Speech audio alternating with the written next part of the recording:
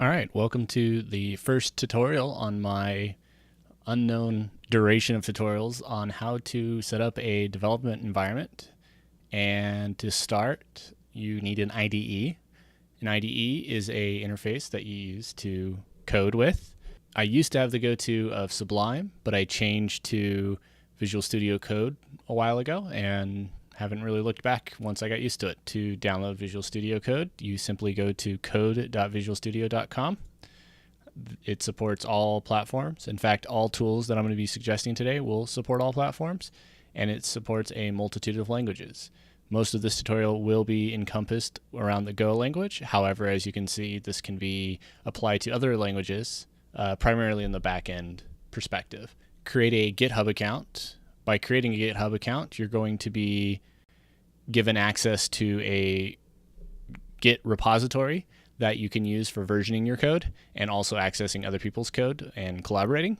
So it is free to do open source projects through GitHub, and I recommend it. Some other recommendations would be Bitbucket or even GitLab, depending on what sort of scale your product's going to be. But GitHub's a great start, especially while you're doing experiments and projects. Another kind of perk with GitHub is you get a punch card that shows your contributions in a daily service kind of appeal. And this is great for your own discipline to, try to commit at least one thing a day and, keep you on the track of getting better. The next tool I recommend is SourceTree. It visualizes Git.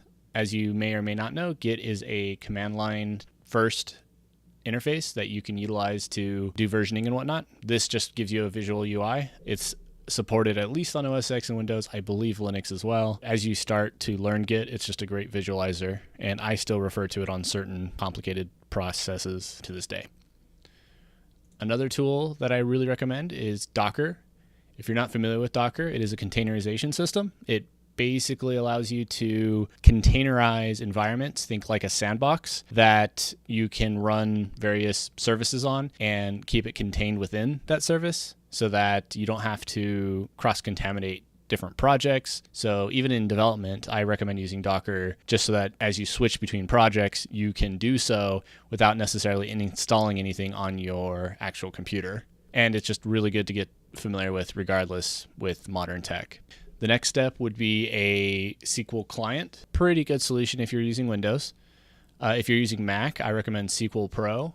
And a third option would be SQL Workbench, MySQL Workbench.